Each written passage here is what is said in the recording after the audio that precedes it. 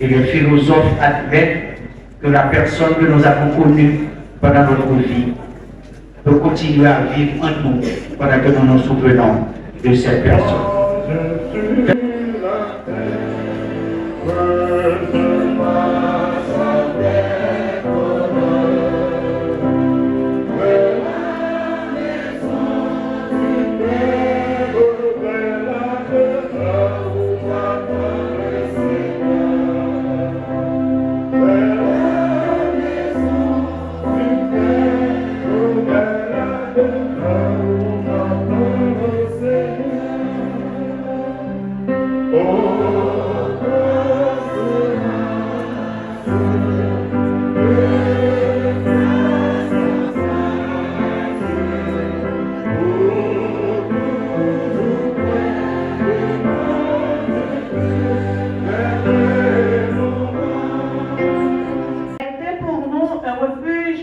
De génération en génération, avant que les montagnes fussent nées et que tu eusses créé la terre et le monde.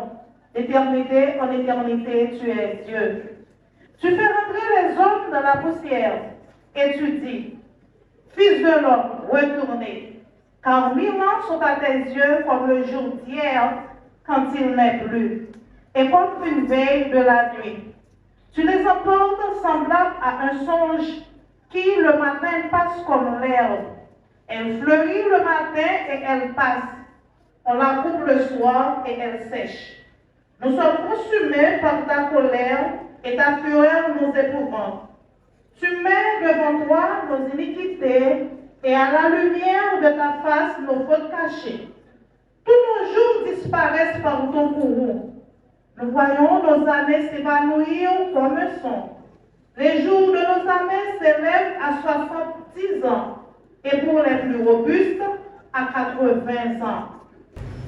Nous disons merci pour notre présence ici, dans ce temple, en vue au Dieu de célébrer les funérailles de deux sœurs.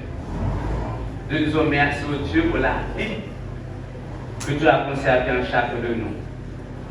Et également nous disons merci au Dieu pour l'existence de 68 et 70 ans que tu as fait réserver à ces sœurs qui nous ont devancés en ce matin. Ces départs ont laissé de grands vides au sein des familles. Nous voulons Dieu en ce matin d'être présent, en vue de remplir ces vies. Nous voulons Dieu d'accepter chaque âme de coupe de votre face en ce matin. Et au Dieu les consoler. Et dans nos Pères Célestes, leur montrer la voie qui conduit dans le Père Céleste à la vie éternelle. Et qu'ainsi qu'ils puissent savoir que tout ne se termine pas avec la mort. Mon Dieu, de prendre la direction de service, d'apposer ton sceau sur les points qui vont être exécutés. Et de à ce que tout se fasse pour la consolation des cœurs et surtout pour la gloire de ton Saint-Nom. Que ce soit ainsi pour nos Jésus ton Fils. Amen. Merci. Les derniers jours arrivés, les compètes là sonner, avant le aller pour m'encontrer. Tout le monde en Christ va lever la terre, va bouleverser. M'a levé pour mal tomber, bénir. Levé dans la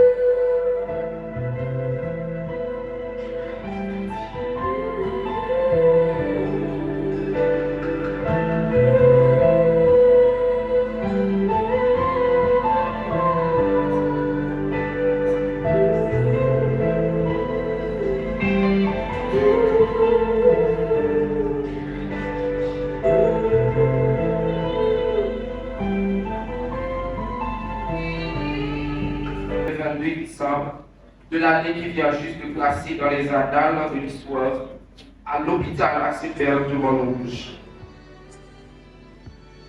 Aujourd'hui, alors que nous pleurons sa perte, rappelons-nous des leçons qu'elle nous a enseignées.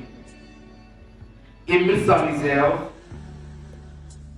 être présent pour ceux qui nous entourent et vivre chaque jour avec gratitude. Elle aurait voulu que nous continuions à célébrer la vie et à chérir les souvenirs que nous avons partagés avec elle.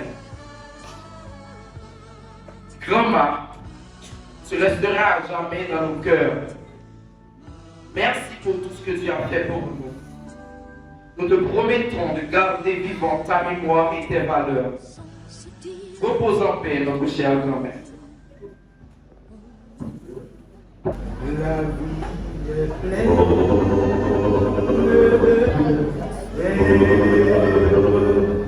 vaste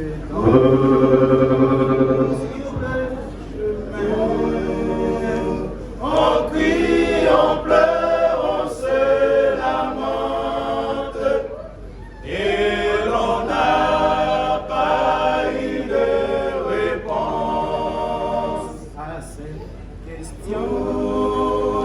Pourquoi on court à Dieu seul connaît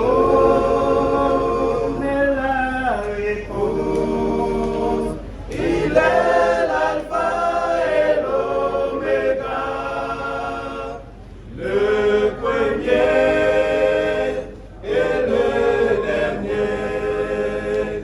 Sur cette terre, rien n'est durable, tout naît, tout vit et tout périt. C'est la trilogie de la vie. Quand Jésus fait mystère étrange, nous serons heureux pour jamais. Sur cette terre, rien n'est durable, tout naît, tout vit et tout périt. C'est la trilogie de la vie.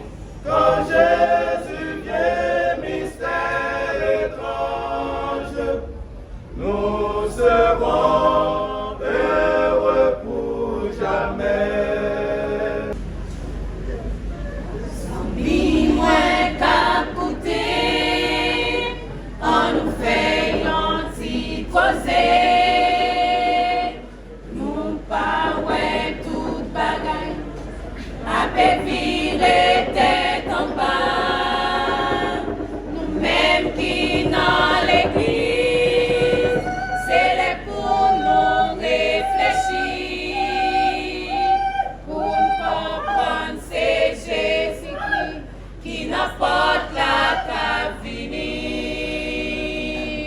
On mettait nous point, on mettait nous point.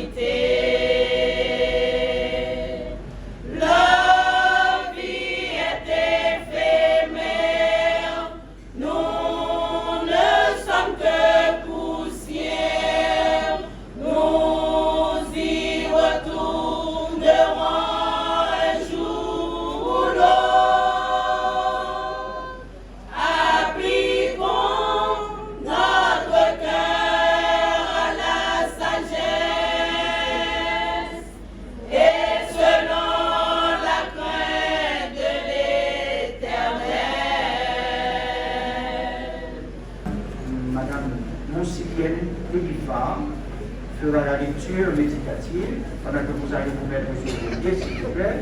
Et la grande chorale, vous allez vous asseoir pour la lecture. La grande chorale de Beersheba chantera pour introduire Pasteur Samuel Gérène dans son nom béni. Mettez-vous debout, s'il vous plaît.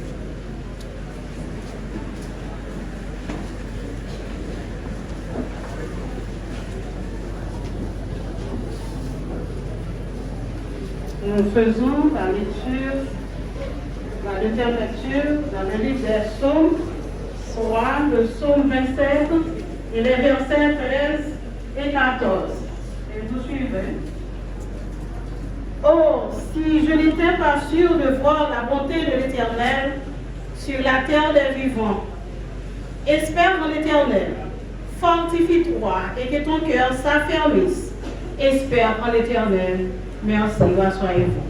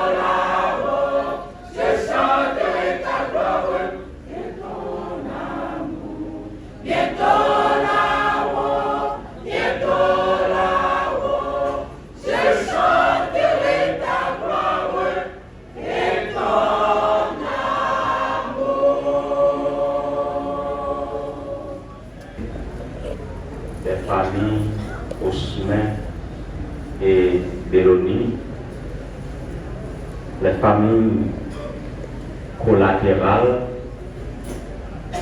les frères et sœurs des églises Sinaï et Elim du district de Vaudreuil,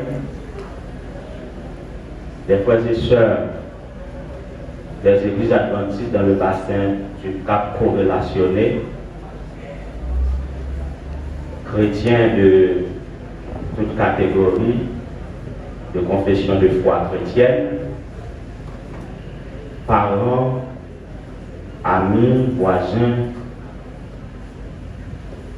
croyants, contemporains de la foi, mesdames, messieurs, nous sommes ainsi réunis dans cette enceinte en ce midi autour des dépouilles mortelles de deux sœurs, deux chrétiennes, deux femmes croyantes, presque de même profil, à lire les témoignages rendus à leur sujet. Nous sommes là pour accompagner les familles et tous ceux qui ont le cœur endolori. Nous sommes là pour méditer sur leur expérience chrétienne et nous sommes là pour entendre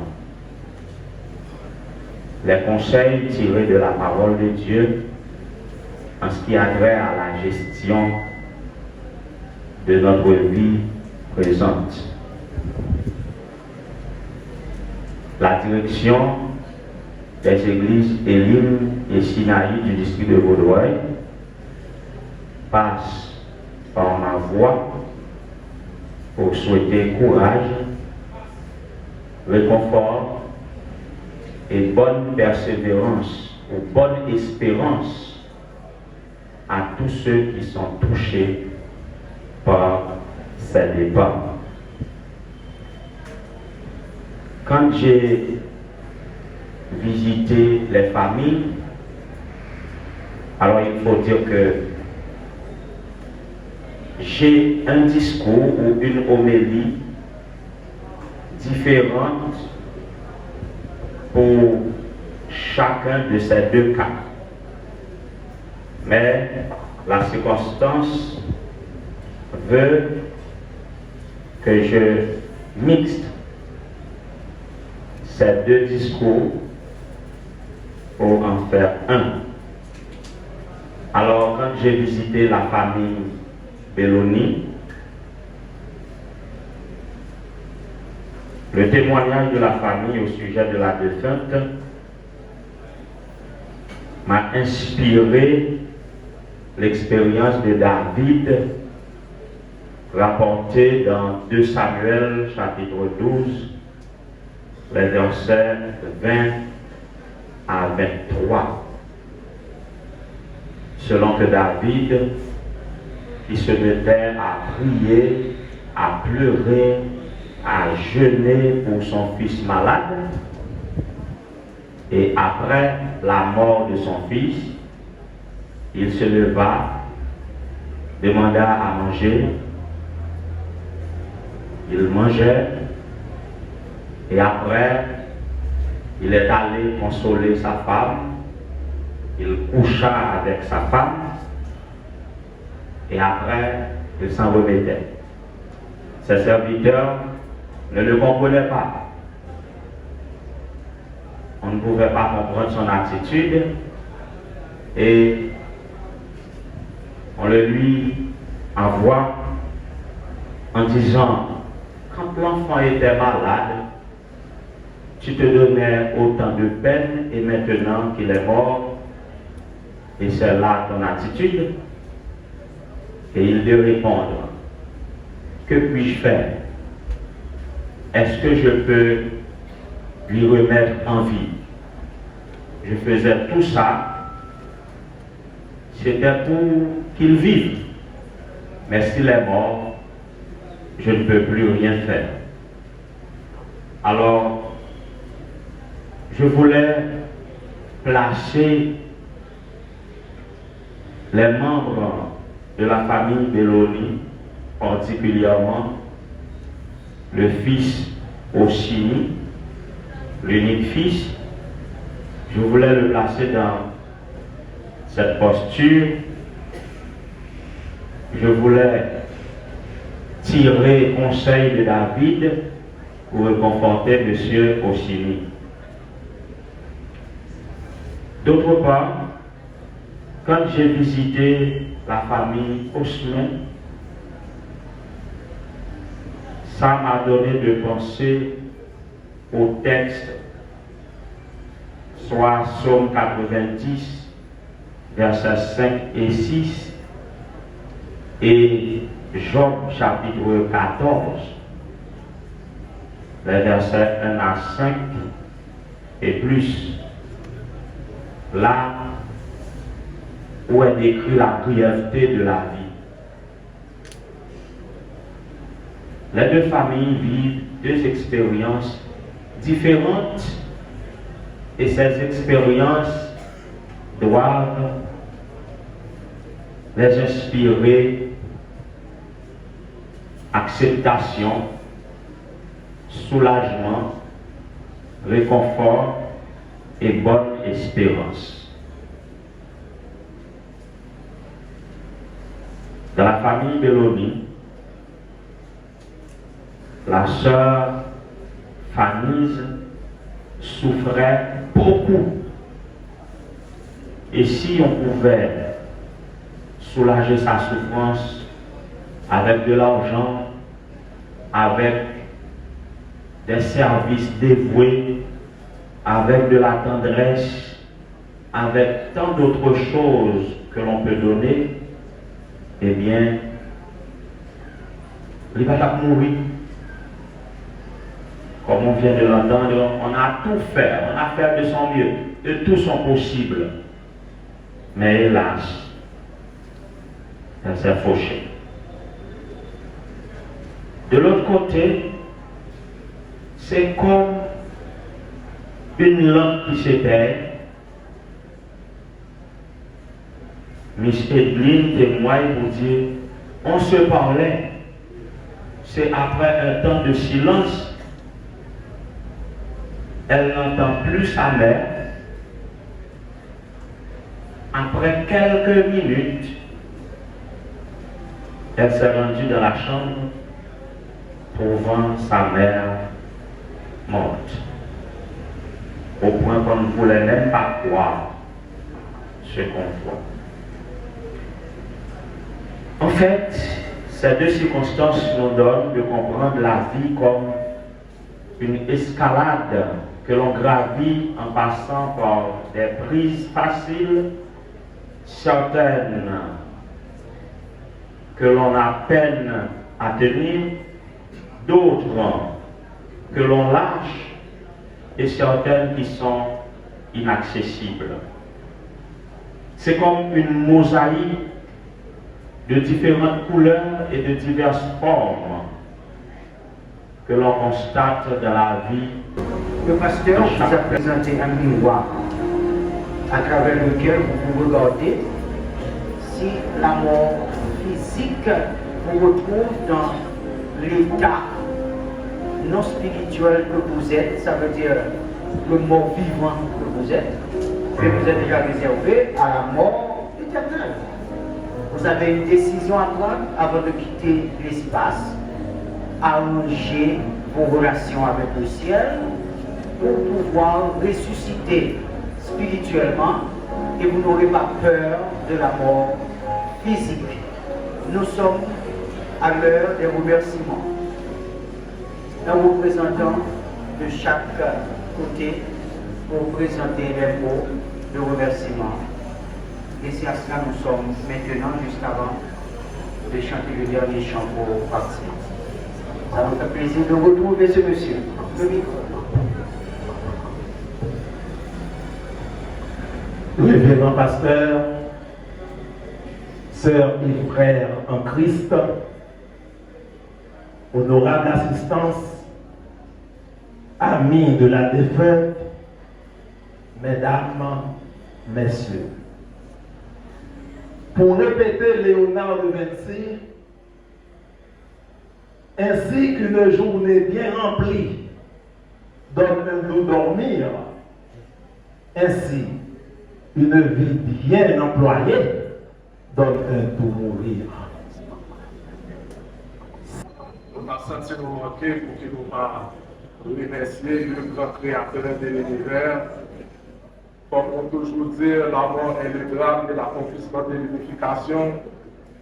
Des fois, on finit par poser cette question qui, genre, un bébé fait rentrer dans votre maman dans ce temps, j'aime à féconder, et puis avant même qui vient à l'existence, et puis si nous avons arrivé à mourir.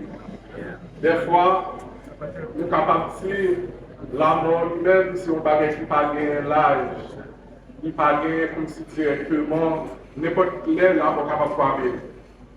Et nous remercier nous chacun qui fait déplacement, qui vient pour capable participer dans une circonstance qui est vraiment horrible. Nous remercions nous chacun là. Il y a des gens qui sont du côté de Plaisance, nous remercions nous. Il y a des gens qui sont du côté de Gonaïve, nous remercions nous. Et nous remercions grandement l'effort en Sénat qui l'a toujours là pour mon service. Nous-mêmes, c'est un corps qui est vraiment infatigable.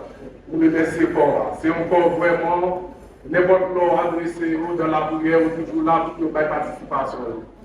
Nous remercions encore collègue Sorel Lucien, qui quittait aux États-Unis pour que nous-mêmes participions ensemble avec nous dans le funérailles maman. Nous remercions. Un grand remerciement à tout membre de l'Église. Un grand remerciement à Topaz. Nous remercions pour PDL, Sadonis, Deder Sheba. Nous remercions nous tous. Un grand remerciement à nous tous que mon Dieu bénisse.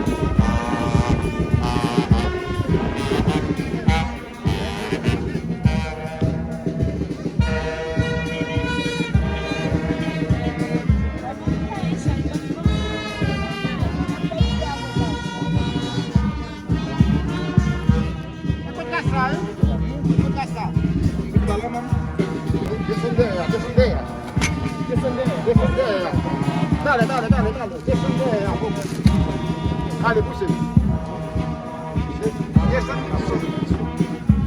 Descendez, poussez.